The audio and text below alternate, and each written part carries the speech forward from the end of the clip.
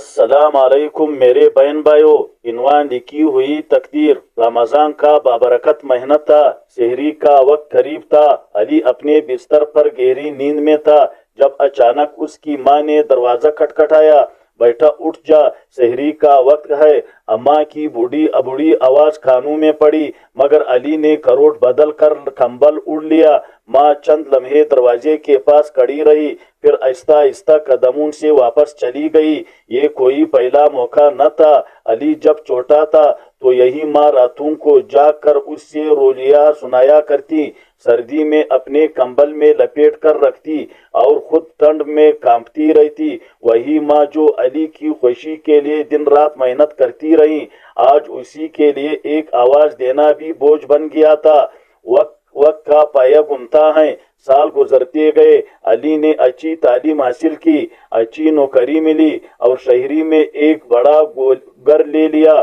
اب اماں اور ابو ایک پرانے مکان میں رہ گئے جہاں علی کبھی کبھار ہی آتا۔ ابو بیمار تھے، اماں کا جسم بھی کمزور ہو چکا تھا، مگر علی مصروف تھا، کبھی دفتر کے کام، کبھی دوستوں کے محفل، کبھی موبائل کی دنیا۔ ماں باپ کی محبت اس کی نظر میں اب ایک عام چیز تھی۔ ایک دن اماں نے فون کیا، بیٹا تیرے ابو بہت بیمار ہیں، کچھ دن کے لیے آ جا، شاید ان کا آخری وقت قریب ہو۔ اماں ابھی بہت کام ہے، میں جلدی آ جاؤں گا۔ آپ ابو کو ڈاکٹر کے پاس لے جائے، لیکن وہ جلدی کبھی نہ آئی۔ چند دن بعد ماں کا فون آیا، مگر اس بار آواز لرز رہی تھی، بیٹا تیرا باپ نہیں رہا۔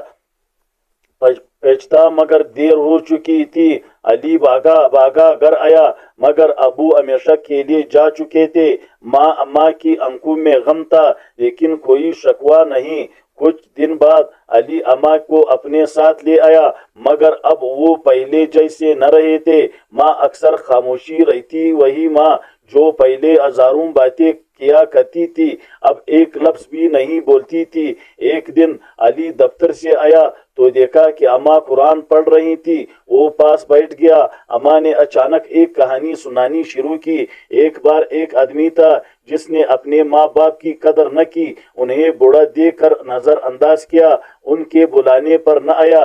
پھر جب وقت گزرا تو اس کی اپنی اولاد بڑی ہو گئی۔ اس نے دیکھا کہ وہی پرانی اب اس کے ساتھ ہو رہی ہیں۔ علی غور سے سن رہا تھا۔ اماں نے قرآن بند کیا اور کہا، بیٹا یہ کہانی تم نے لکھی ہے، مگر یاد رکھو اس سے پڑھ کر تمہاری اولاد تمہیں ہی سنائے گی۔ علی ساکت رہ گیا، اس سے لگا جیسے وقت کا پہیا اب اس کے لیے گھومنے لگا۔ نتیجہ، ماں باپ کی خدمت ان کی زندگی میں کرنا ہی اصل نیکی ہے۔ جب وہ چلی جاتی ہیں تو صرف پچھتاوا رہ جاتا ہے، جو بوئیں گے وہی کاٹیں گے۔ اگر آج ہم اپنے والدین کو وقت نہ دیں گے تو کل ہماری اولاد بھی ہمارے ساتھ ویسا ہی سلوک کرے گی۔ ماں باپ کے ساتھ حسن سلوک کرے، کیونکہ یہ وہ کہانی ہے جو آج آپ لکھ رہے ہیں اور کل آپ کے اولاد آپ کو سنا رہی ہوگی۔